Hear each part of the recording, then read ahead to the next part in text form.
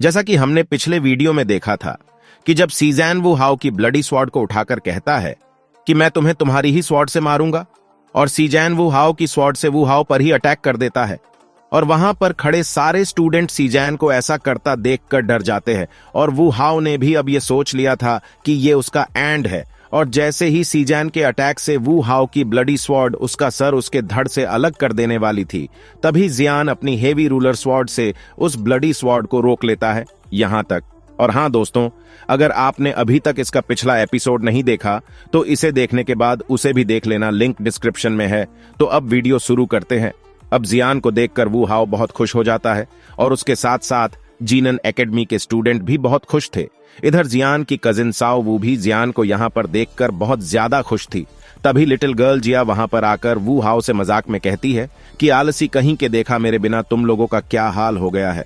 अब कुछ student Sao वू से पूछते हैं कि ये लड़का कौन है, जिस पर साओ वू बहुत प्राउड के साथ उन्हें बताती है कि ये मेरा कजिन जियान है, और यही पैनगेट का लीडर। और वो लोग जियान को बहुत ही रिस्पेक्ट वाली नजरों से देखने लगते हैं। अब जियान साओ वू और वू हाओ से पूछता है कि क्या तुम ठीक हो, जिस पर साओ वू जियान को बताती हुए रोने लगती है, और वो जियान से कहती है कि इन लोगों ने हमारे जीनन एकेडमी के 3 स्टूडेंट को भी मार दिया है, और अब आप इन लोगों को मत छोड़ना।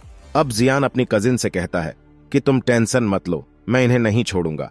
फिर जियान वू हाओ को कुछ मेडिसिन पिल देता है, जिससे वू हाओ जल्दी रिकवर हो पाए, और जियान उससे कहता है कि तुम अब ये सब मुझ पर छोड़ दो। अब जीजैन जियान पर अटैक कर देता है, लेकिन जियान उसके अटैक से बहुत आसानी से बच जाता है। यह देखकर वह बुढ़ा बहुत ही हैरान होता है, लेकिन फिर वो बुढ़ा अपनी पावर्स का यूज करके जियान को एक पंच मारता है।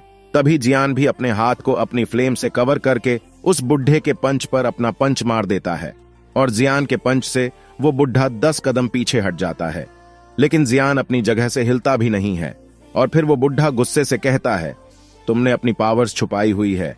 अब वू हाओ जियान को देखकर बहुत हैरान था, क्योंकि जियान की पावर्स इन कुछ सालों में बहुत ज्यादा बढ़ चुकी थी। और इधर जियान की कजिन कहती है कि जब तक यहाँ पर मेरा कजिन है तब तक हमें डरने की कोई जरूरत नहीं है।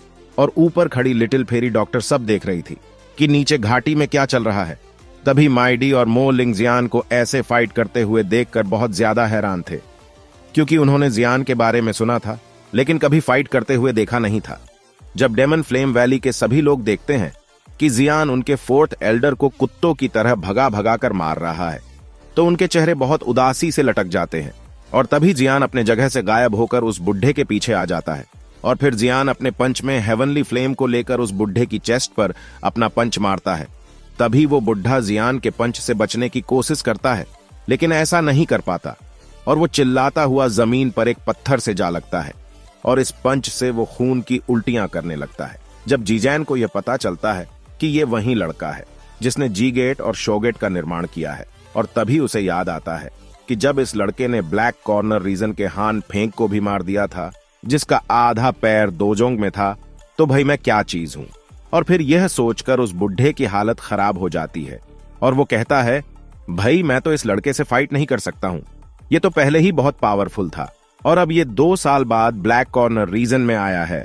अब तो इस लड़के की पावर्स का मेरी पावर के साथ कोई मुकाबला नहीं है, और अब मुझे अपनी जान बचाकर यहां से भागना चाहिए।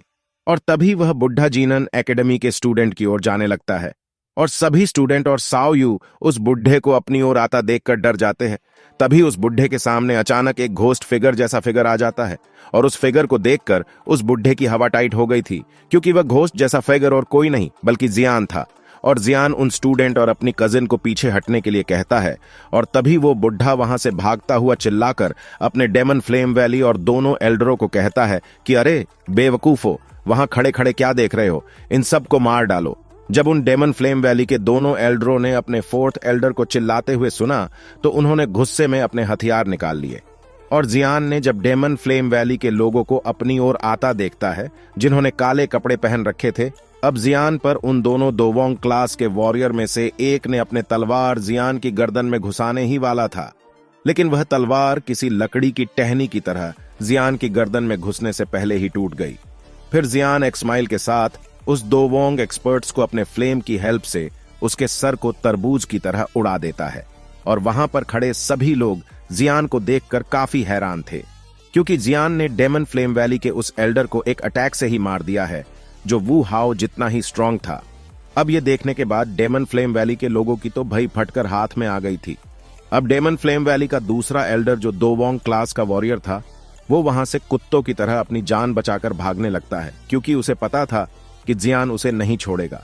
और तभी जियान अपने ग्रेश हार्ट लोटस फ्लेम को अपनी बॉडी के चारों ओर फैला लेता है और अपनी फ्लेम से उस डेमन फ्लेम वैली के एल्डर को भागते हुए ही जला देता है और वो किसी जले हुए कोयले की तरह ऊपर से नीचे गिरता है।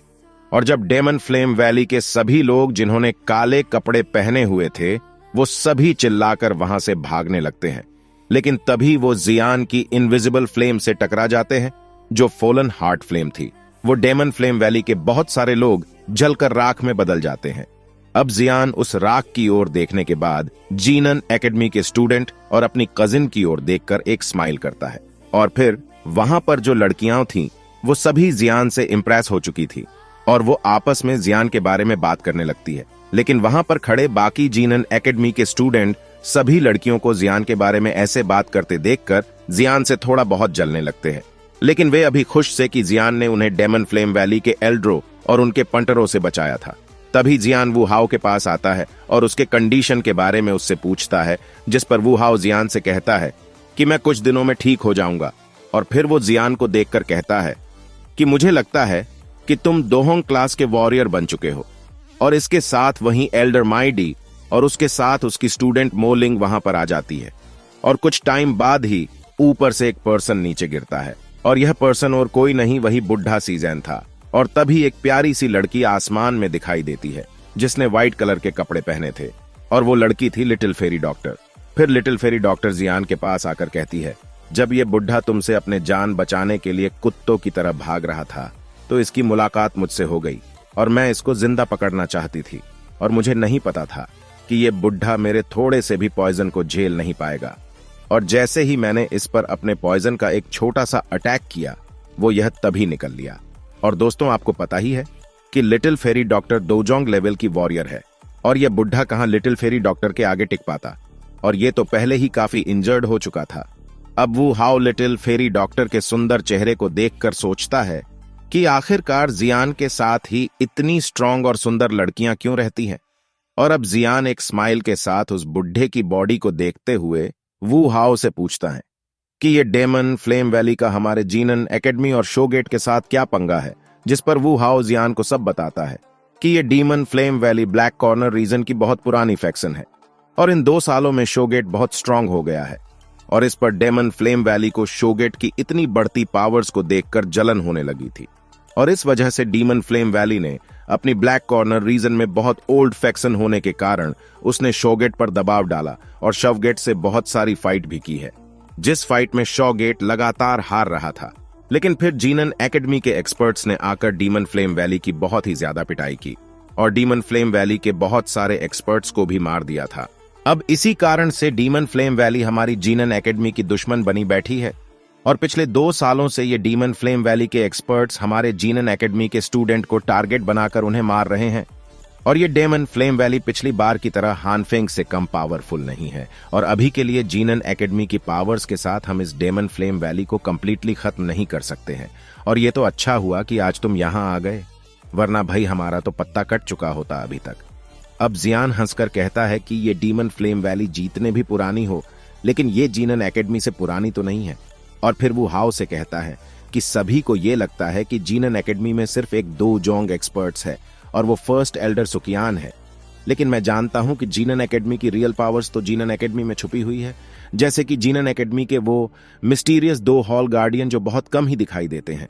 तभी वो हाओ जियान से हंसते हुए कहता है कि वो मिस्टीरियस गार्डियन वो तो तभी आएंगे जब जीनन एकेडमी पर कोई बहुत बड़ी प्रॉब्लम आ जाएगी, और वो तो तब भी नहीं आए थे जब हानफेंग जीनन एकेडमी में घुस गया था और हमारे एल्ड्रो के साथ फाइट करने लगा था। अब जियान वो हाओ से पूछता है कि क्या डेमन फ्लेम वैली के पास कोई दोजोंग एक्सपर्ट्स है जिसके कारण वो लोग इतने उछल रहे हैं, जिस पर वू हाओ जियान को बताता है कि हाँ, उनके पास एक दोजोंग एक्सपर्ट्स है जो डीमन फ्लेम वैली का चीफ है, और वो बहुत ही मिस्टीरियस है और वो अपना ज्यादा टाइम अपनी ट्रेनिंग पर ही लगा देता है। जिस पर जियान सोचता है कि तो अच्छा जी, ये बात है, तभी डीमन फ्लेम वैली अभी तक ब्लैक कॉर्नर रीजन में बची हुई है, वरना कभी का जीनन एकेडमी ने इसका टिकट काट दिया होता। अब जियान सोचता है कि ब्लैक एम्परर सिटी में बहुत सारे पावरफुल एक्सपर्ट्स छुपे हुए हैं जो खुद को छुपा कर रखते हैं। मैं तो समझता था कि यहाँ पर सबसे पावरफुल लोग बस गोल्डन सिल्वर ब्रदर्स ही है। अब इसके बाद जियान कहता है कि मैं इन 2 सालों में ब्लैक कॉर्नर रीजन से गायब क्या रहा। ब्लैक कॉर्नर रीजन का तो हुलिया ही बदल गया है। और फिर इसके साथ ही वू हाओ जियान से कहता है कि मुझे नहीं लगता कि तुम यहाँ पर ऐसे ही घूमने के लिए आए हो। जिस पर जियान हंसते हुए कहता है कि मुझे फर्स्ट एल्डर सुकियान से कुछ जरूरी काम है और अभी तक तो ब्लेजिंग की रिफाइनिंग टावर की फोलन हार्ट फ्लेम भी खत्म हो चुकी होगी। जिस पर वू हाओ जियान से गुस्से में कहता है कि अगर फर्स्ट एल्डर सुकियान इस डेमन फ्लेम वैली के मामलों में ना पड़ते तो फिर वो तुम्हें ज़ियामा एम्पायर में खुद ही जाकर तुम्हें कान पकड़कर वहां से ले आते। अब जियान वू हाओ की बात सुनकर चुप हो जाता है। अब जियान वू हाओ को बताता है कि मैं ब्लैक कॉर्नर रीजन की लार्ज स्केल ऑप्शन हाउस में जा रहा हूं क्योंकि मुझे वहां से कुछ मेडिसिन इंग्रेडिएंट्स चाहिए और बस अभी इस ऑप्शन हाउस को विजिट करने के बाद मैं वापस जीनन एकेडमी में आ जाऊंगा। अब वू हाओ ये सुनकर बहुत हैरान था और वो जियान से कहता है कि क्या तुम ब्लैक एम्परर सिटी में होने वाली ऑक्शन की बात कर रहे हो? अगर तुम वहां जा ही रहे हो तो तुम अपना ध्यान रखना क्योंकि वहां पर डेमन फ्लेम वैली के लोग भी उस ऑप्शन में पार्टिसिपेट करने के लिए आएंगे। जिस पर जियान वू हाओ से कहता है कि तुम रिलैक्स हो जाओ और मुझे भी तो देखना है कि हमारी जीनन एकेडमी से पंगा लेने वाली ये डेमन फ्लेम वैली फैक्शन कितनी पावरफुल है। अब जियान वू हाओ से कहता है कि तुम लोग मेरे साथ चलो, मैं तुम लोगों को ब्लैक एम्परर सिटी तक प्रोटेक्ट करूंगा। और फिर जियान जमीन पर पड़े डेमन फ्लेम वैली के लोगों की लाशों को जलाकर राख कर देता है और फिर सभी स्टूडेंट्स को लेकर ब्लैक एम्परर सिटी के बाहर पहुंच जाता है। और वहां पर वू हाओ भी जियान के साथ उस ऑक्शन में जाना चाहता था लेकिन वो बहुत इंजर्ड था और दूसरा उसके कंधों पर स्टूडेंट्स की जिम्मेदारी थी। और फिर वू हाओ और उसके स्टूडेंट जीनन एकेडमी की ओर चले जाते हैं और little fairy doctor black corner reason में जगह जगह फाइट देखकर हैरान थी, मगर फिर वो जियान और लिटिल गर्ल जिया की तरह उन फाइट्स को इग्नोर करने लगती है। अब वो लोग ब्लैक एम्परर सिटी की वॉल के पास पहुंच जाते हैं और इस सिटी के वॉल को देखकर लिटिल फेरी डॉक्टर से कहती हैं कि मुझे लगता है कि ये ब्लैक एम्परर सेक्ट बहुत ही ज्यादा अमीर है जो इस सिटी की दीवार भी इतने पावरफुल मटेरियल से बनी हुई है जो कि किसी भी अटैक को रिफ्लेक्ट कर सकते हैं। अब जियान को उस रास्ते में बहुत सारे स्ट्रॉन्ग और फील होते हैं जो इस ब्लैक एम्परर सिटी में जा रहा था। और तभी जियान कहता है कि यहां पर जो जितना ज्यादा स्ट्रॉन्ग होगा वो यहां पर उतना ही जोर चलाएगा। अब इसके साथ ही लिटिल गर्ल जिया को पकड़कर इधर उधर जाने से मना करता है और जियान कहता है कि अगर तुमने पहले की तरह यहां से किसी भी चीज को चुराई तो इससे यहां पर बहुत प्रॉब्लम खड़ी हो जाएगी, इसलिए तुम यहां पर कोई शरारत नहीं करोगी। और फिर जियान लिटिल गर्ल जिया और लिटिल फेरी डॉक्टर को लेकर आगे चलने लगता है और वहां पर लिटिल फेरी डॉक्टर को बहुत सारे लोग घूर घूर कर देख रहे थे। और अभी के लिए लिटिल फेरी डॉक्टर जियान के सामने बड़ी नर्मदिल इंसान बनी हुई थी और अगर जियान इस टाइम यहां ना होता तो लिटिल फेरी डॉक्टर इन लोगों को बड़ी आसानी से सबको मार देती। और दोस्तों, तुम्हें पता ही है कि लिटिल फेरी डॉक्टर किसी को मारने से पहले थोड़ा भी नहीं सोचती है। अब ब्लैक एम्परर सिटी की एंट्रेंस में कुछ लोग लिटिल फेरी डॉक्टर और लिटिल गर्ल जिया को देखकर उन पर गंदे गंदे कमेंट मारते हैं और वो लिटिल फेरी डॉक्टर को देखकर कहते हैं कि आय हाय ये लड़की कितनी प्यारी है। जिस पर दूसरा बंदा लिटिल गर्ल जिया को छेड़ता हुआ कहता है कि ये लड़की भी कुछ कम नहीं है, इससे भी काम चल जाएगा। अब जियान और लिटिल फेरी डॉक्टर इस पर उनको कुछ नहीं कहते हैं लेकिन लिटिल फेरी डॉक्टर ने इस टाइम लिटिल गर्ल जिया को पकड़ रखा था क्योंकि वो इन लोगों पर बहुत ज्यादा गुस्सा थी। अब जियान एक स्माइल के साथ लिटिल फेरी डॉक्टर को देखकर आगे बढ़ने लगा और वो लोग जियान के साथ लिटिल फेरी डॉक्टर और लिटिल गर्ल जिया पर गंदे गंदे कमेंट करने के बाद भी उन लोगों को कुछ नहीं बोल रहा था, इसलिए वह लोग जियान को बहुत ही डरपोक समझ रहे थे जो अपनी 7 औरतों को बचाने के लिए उन लोगों को नहीं मार सका और वे जियान पर जोर जोर से हंसने लगते हैं। तभी उन जहां वे लोग खड़े हुए थे वहां पर एक ब्लास्ट होता है और उससे उन लोगों का पत्ता कट चुका था और वो लोग जियान का रास्ता छोड़ देते हैं और अब कोई भी उन पर हंस नहीं रहा था क्योंकि उन लोगों के साथ जो हुआ वो इनके साथ भी हो सकता था। अब जियान बैंगनी गेट के पास जाकर रुक जाता है और उस गेट पर बहुत सारे एक्सपर्ट्स खड़े हुए थे। तभी एक बुढ़ा जियान को कहता है कि प्लीज अगर आप दोहोंग लेवल के एक्सपर्ट्स नहीं हो तो आप अंदर नहीं जा सकते हो। और इस टाइम उस बुढ़े को जियान को देखकर ऐसा ही लग रहा था कि ये बच्चा अभी कहां दोहोंग लेवल पर पहुंच गया होगा। और इसी के साथ ही आज का यह एपिसोड खत्म होता है। अगर आप सभी अगला एपिसोड चाहते हो, वीडियो को लाइक और चैनल को सब्सक्राइब कर लो। तो फिर मिलते हैं अगली वीडियो में। तो अभी के लिए बाय बाय दोस्तों।